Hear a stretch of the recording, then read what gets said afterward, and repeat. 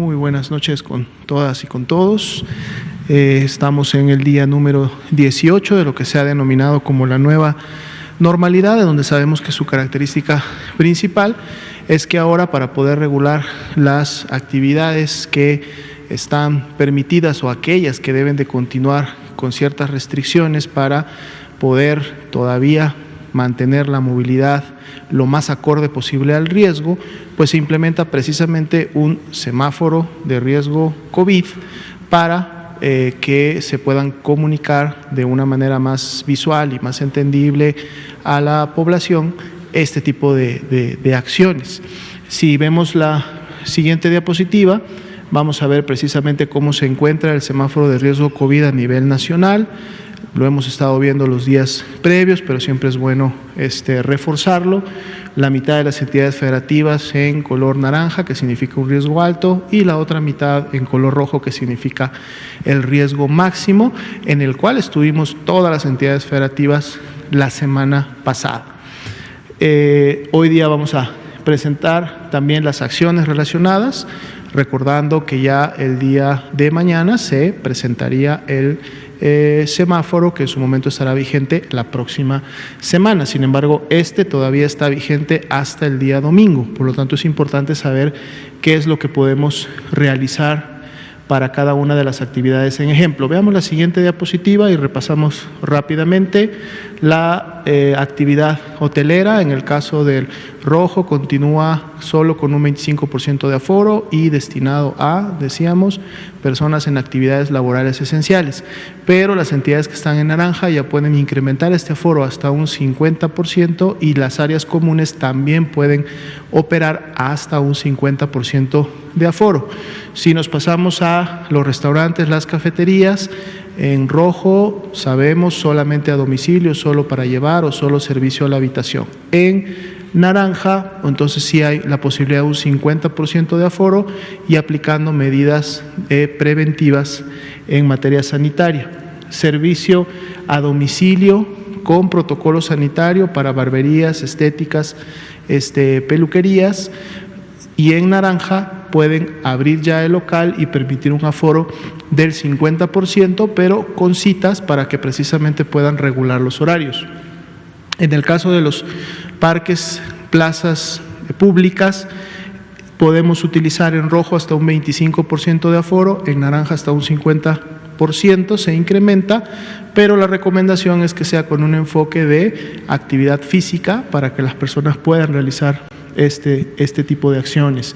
En el caso de mercados y supermercados, siempre han sido actividades esenciales. Desde el semáforo en rojo ya se permitió un aforo de 50%, ahora se incrementa en naranja a un 75% y se mantiene la restricción de que solo una persona por núcleo familiar acuda a la misma.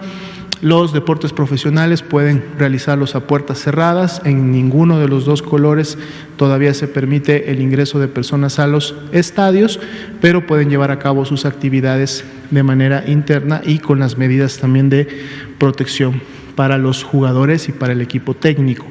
La siguiente diapositiva, ya recordábamos, en semáforo rojo de máximo riesgo, todas estas actividades están cerradas, no pueden operar. Y en el caso del semáforo naranja, los gimnasios, los spas y similares pueden hacerlo con un aforo del 50% y también con citas. Los cines, teatros, museos, eventos culturales con menos de 500 localidades en el rojo con un aforo de 25%, asegurando siempre la sana distancia al interior. Lo mismo para los centros comerciales, en el naranja con un 25% de aforo, al igual que en los lugares de culto, también asegurando las medidas de sana distancia.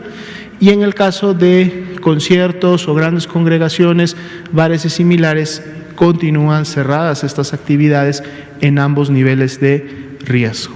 Pasemos a la siguiente diapositiva. Actualizamos el panorama internacional. Siguen un 22% los casos confirmados en los últimos 14 días, por lo tanto la pandemia activa a nivel mundial, y prácticamente los porcentajes vemos que no han tenido mayor variación, así como tampoco los números. América sigue teniendo el primer lugar y más de la mitad de los casos en los últimos 14 días en el mundo. Veamos la siguiente diapositiva, son los números para México. El día de hoy tenemos un acumulado de casos confirmados, es decir, personas que han dado positiva a la prueba para SARS-CoV-2 de 165.455.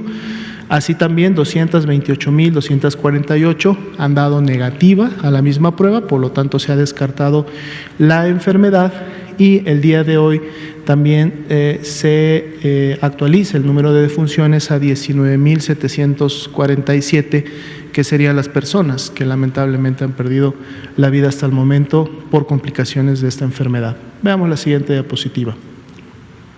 La distribución de la carga acumulada, vemos que los colores no han tenido mayor cambio. Si vemos la siguiente diapositiva, vamos a ver precisamente el orden descendente y vemos que prácticamente son los mismos estados que se mantienen en los mismos rangos. Veamos el siguiente mapa, que es la distribución de los casos confirmados en los últimos 14 días, estos 23.528. Vemos que los colores van cambiando, algunos de verde a naranja, algunos de rojo a naranja o de naranja a rojo. Recordemos que es una ventana móvil, entonces en la medida como se van confirmando los casos en las últimas 24 horas, pues estos colores cambian. Si vemos la siguiente diapositiva, vemos rápidamente en orden descendente a estas entidades federativas, e igual podemos notar que las que se han mantenido a la cabeza en el asunto de cantidad de casos en los últimos 14 días continúan en esas mismas posiciones.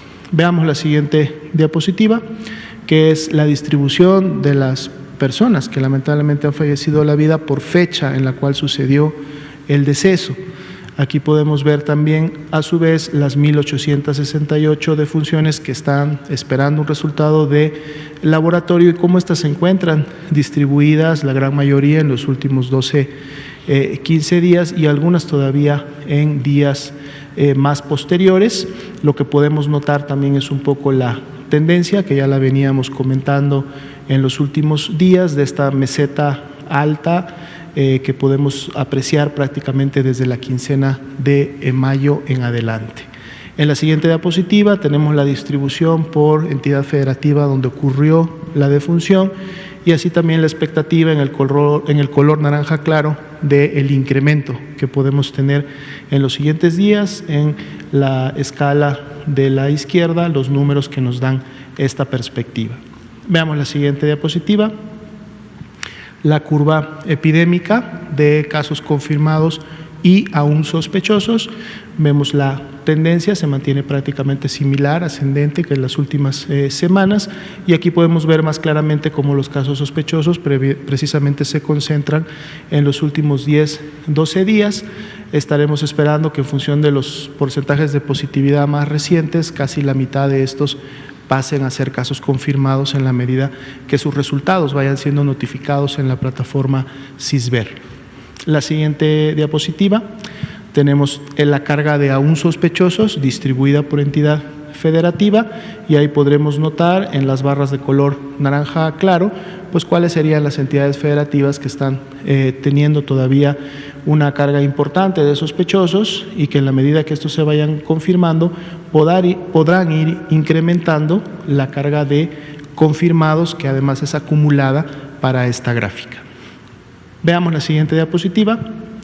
La carga acumulada de casos confirmados, 3.5% en relación a lo que teníamos acumulado del día de ayer, fue el crecimiento de las últimas 24 horas, que son 5.662 resultados que se notificaron como positivos en la plataforma, recordando que también están dispersos prácticamente en las mismas proporciones y tiempo, como lo vemos en la gráfica de casos aún sospechosos. Veamos ahora la ocupación y disponibilidad hospitalaria, es otro dato que actualizamos día con día. 96% la tasa de notificación de los 812 hospitales que pudieron llevar a cabo la misma. Básicamente se han mantenido los porcentajes nacionales similares en la última semana, 46% de ocupación para las camas de IRA general y 39% de ocupación para las camas IRA con ventilador. Veamos las siguientes diapositivas, la distribución cómo se da en las entidades federativas. Ciudad de México, Estado de México, manteniendo todavía los primeros lugares de ocupación, pero también teniendo disponibilidad de las mismas. Inclusive vemos al Estado de México incrementando un poco esta disponibilidad, y a medida que vamos avanzando hacia la derecha se incrementa la disponibilidad en función que hay menos porcentaje de ocupación. En la siguiente diapositiva veremos la información relacionada a las camas con ventilador, que son para los pacientes más graves o pacientes críticos que requieren de este tipo de atención.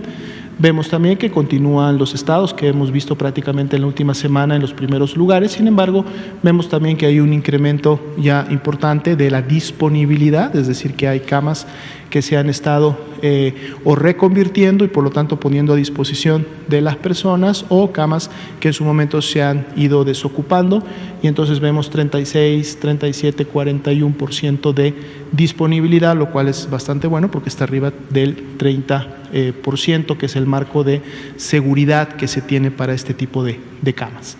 Y en la siguiente y última diapositiva vemos el incremento, un incremento importante de unidades COVID que hemos tenido del día de ayer para hoy, de 803 a 812.